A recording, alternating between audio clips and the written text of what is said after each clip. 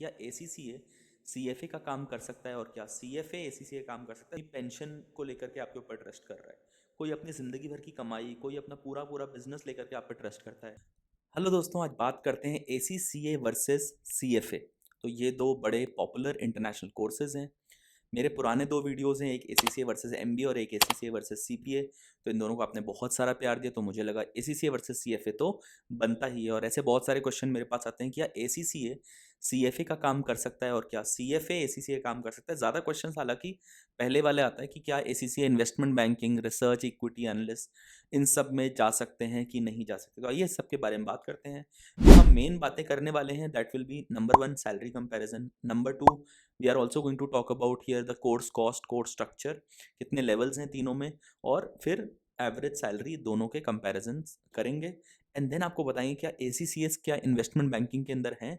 हमारा एक और वीडियो, एक पॉडकास्ट आने वाला है जो हमने एक एसीसीएस स्टूडेंट के साथ किया है, इज करेंटली विद एचएसबीसी। तो आप देख लो, एचएसबीसी की जो इन्वेस्टमेंट बैंकिंग डिवीजन है वहाँ पे भी आप लोग एज एन एसीसीए जा सकते हो। तो आइए इस वीडियो को आगे बढ़ाते हैं और आपको सारी की सारी इन्फॉर्मेशन देते हैं। वीडियो को एंड तक जरूर देखिएगा कि एंड में जाकर के एक बड़ी इंपॉर्टेंट अनाउंसमेंट आप लोगों के लिए करनी है। तो प्लीज़ वीडियो को, उम्मीद है कि आप एंड तक ज़रूर देखेंगे। एसीसी के बारे में आप मैं बहुत सारी इन्फॉर्मेशन दे चुका हूँ। यहाँ पे 3 लेवल्स होते हैं, knowledge, skills level and third is the professional level.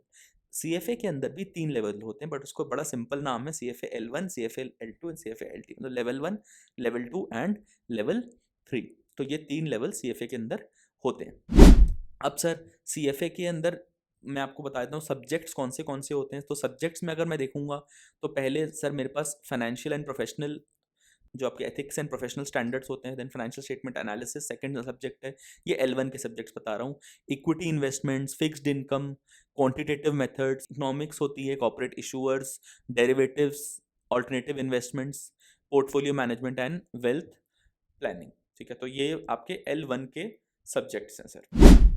Right, अगर मैं L2 की बात करूं, मतलब CFA लेवल 2 की बात करूं, ठीक है, तो कौन से सब्जेक्ट्स आते हैं।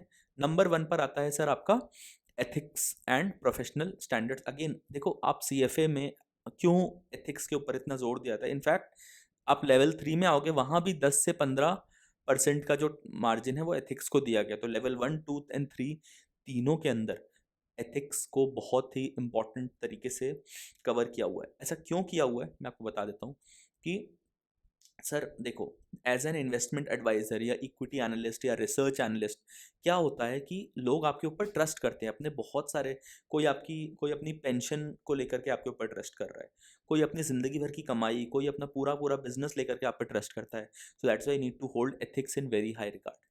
So ethics and professional standards, number 1, quantitative methods, economics, financial statement analysis, corporate issuers, fixed income, portfolio management, equity valuation, derivative instruments, alternative investment. ठीक है, तो ये सारी चीज़ें आपकी L2 में आती हैं। अगर आप L3 में देखोगे तो ethical professional standards, economics, alternative investments, derivative. तो आप देखोगे L3, L1, L2, L3 तीनों के सब्जेक्ट्स मैच करते हैं। सिर्फ फर्क इतना होता है कि यहाँ पर आपका थोड़ा सा डिफिकल्टी बढ़ जाती है। हर every time you pass 1 level आपकी डिफिकल्टी बढ़ जाती है। But the interesting part in that, in spite of all this, जो लेवल 1 की पास रेट है that is 41% average of last 10 years, और जो लेवल 2 की है वो उससे ज़्यादा है, लेवल 3 की सबसे ज़्यादा। इनफैक्ट इसका मतलब है कि लेवल 3 में आते आते आप, जो बच्चा है वो एक प्रोफेशनल बन जाता है और उसकी सीरियसनेस बहुत ज़्यादा हो जाती है। अब बात कर लेते हैं कॉस्ट की। तो ACCA कंप्लीट करने में आपको 3 से 4 लाख रुपए लगते हैं, which includes your tuition fees. अगर कुछ डिस्काउंट्स वगैरह आपको मिल जाते हैं तो बहुत अच्छा है, एग्जामेशंस मिल जाती हैं तो बहुत अच्छा है, बट अराउंड 3 लाख से 4 लाख रुपए आपको लग जाते हैं। नंबर 2, आपके 13 पेपर होते हैं, पर पेपर कॉस्ट अप्रॉक्सीमेटली 13-14 हज़ार आ जाती है। ठीक है, तो ये आपका ACCA का हो गया। बट अगर आप CFA के अंदर जाते हो, CFA में आपको पर एग्जाम 2 तरह की रजिस्ट्रेशन होती है। एक होती है अर्ली रजिस्ट्रेशन, अर्ली बर्ड, जो इसमें आपके $940 लगते हैं, और एक होती है स्टैंडर्ड रजिस्ट्रेशन जिसमें आपके $1250 लगते हैं। अगर आप $940 पर जाओगे तो आपको 70,000 के आसपास पर पेपर लेवल पड़ता है, L1, then L2 and L3। तो तीनों में यही होता है। अगर आप अर्ली चेक कर लेते हो तो 2 लाख के आपके पेपर पड़ते हैं। एक सवाल आके आपकी ट्यूशन भी आपकी पर लेवल इतनी ही ले लेते हैं लोग, कभी कम भी हो सकता है, ज़्यादा भी हो सकता है, that depends on the market to market scenario.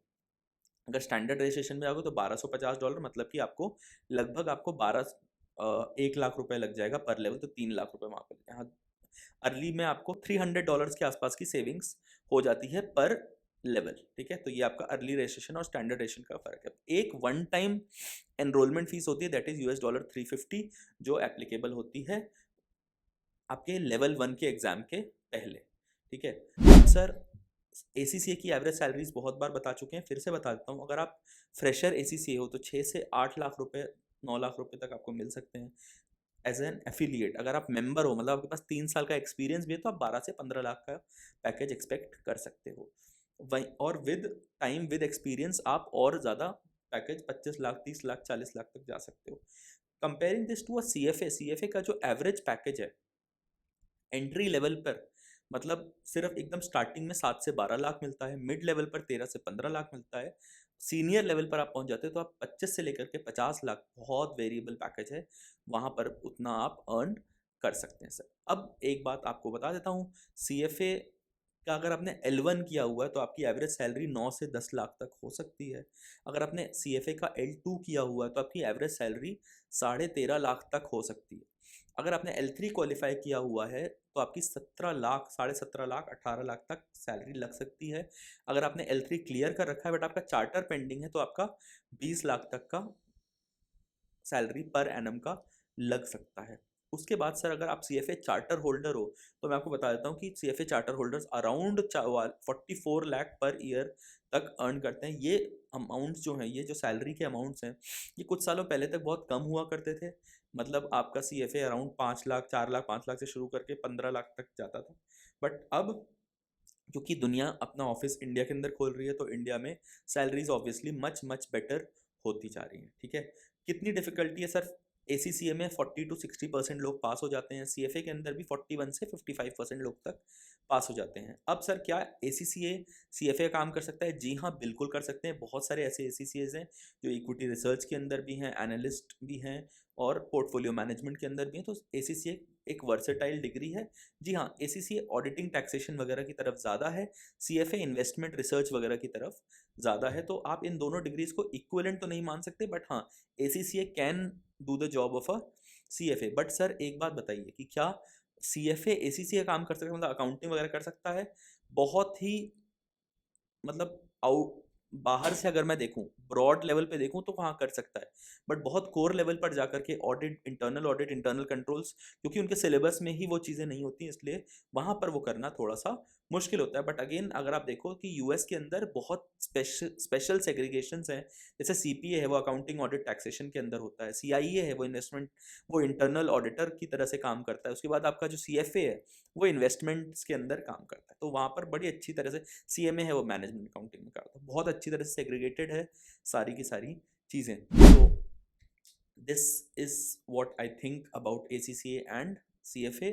उम्मीद करता हूँ आपको ये कंपैरिजन जो है मेरा ये पसंद आया होगा। और एक बात आपको और बता दूं कि अगर आप चाहते हो कि हम आपका रेज्यूमे देखें तो आपको मैं डिस्क्रिप्शन के अंदर एक लिंक दे रहा हूँ, उसमें गूगल फॉर्म है, उस गूगल फॉर्म को आप भर दो, मैं आपका रेज्यूमे देख करके, और first 10 resumes for free with no charge I'm going to actually make your resume which is ATS compliant, which is like जो आपके जॉब मार्केट के लिए एक्चुअली आपको चाहिए। अगर आप हमारा आने वाला पॉडकास्ट फॉलो करोगे तो आपको दिखेगा कि जो हमारे जितने भी जैसे मैंने एक पॉडकास्ट डाला था रूपल का, रूपल ने भी अपने रेज्यूमे पर बहुत सारा काम किया, ATS कंप्लाइंट बनाया उसको। तो उसको कैसे करना है, मैं एक वर्कशॉप ले रहा हूँ इसके लिए कि अपने रेज्यूमे पर कैसे काम कर सकते हो। नीचे आपको डिस्क्रिप्शन में लिंक दे रखा है, मैं वो वर्कशॉप ले रहा हूँ। अपने रेज्यूमे को आप ठीक कर सकते हो हमसे उस वेबिनार के थ्रू जुड़ करके। मैं आपको वहाँ पर टिप्स एंड ट्रिक्स सारी चीज़ें डिटेल के अंदर बता दूंगा कि यहाँ पे जो होता है वो बताना इतना पॉसिबल नहीं होता है। तो आप नीचे डिस्क्रिप्शन में जा करके अपनी डिटेल्स डाल सकते हो। मैं उस वेबिनार में बिल्कुल, it's going to be free of cost. First 10 resumes जो भी उस वेबिनार के लिए रजिस्टर करेगा, मैं उसके फर्स्ट 10 रेज्यूमे खुद चेक करूंगा, अपने कंसल्टेंट के साथ चेक कराऊंगा, which is going to be absolutely free. But उसके बाद sir if you miss the bus, अगर टाइम आपको ज़्यादा लगता है देन, अगर आप इस फर्स्ट 10 में नहीं आते हो देन हो सकता है कुछ प्राइसिंग रखी जाए, because obviously we have a consultant who is working with us. So yeah that's it, that's what I wanted to tell you. I hope आप लोगों को पसंद आया होगा तो प्लीज़ वीडियो को लाइक कर देना। अगर आप चाहते हो कि ऐसे और कंपैरिजन्स मैं बनाऊँ तो प्लीज़ कमेंट करके मेरे को बताना कि क्या किस तरह कंपैरिजन्स मेरे को बताने चाहिए। पसंद आया वीडियो, कुछ आपको मुझसे बात करनी है तो प्लीज़ कमेंट में ज़रूर बता देना। लाइक कर देना, शेयर ज़रूर कर देना। जितने लोग भी सीएफए के बारे में सोच रहे हैं, एसीसीए सीएफए में कंफ्यूज्ड हैं, उनकी शायद मदद हो जाएगी। एंड चैनल को कर देना सब्सक्राइब, क्योंकि मैं देखता हूँ कि ज़्यादातर लोग जो मेरे चैनल पर आते हैं वो सब्सक्राइब नहीं कर रहे हैं। तो प्लीज़ वीडियो को देख रहे हो, मज़ा ले रहे हो, 5 7 10 मिनट जितना भी, तो प्लीज़ सब्सक्राइब तो बनता ही है। Thank you so much guys. मैं आपसे मिलूंगा next time. Till then bye bye, take care, नमस्कार।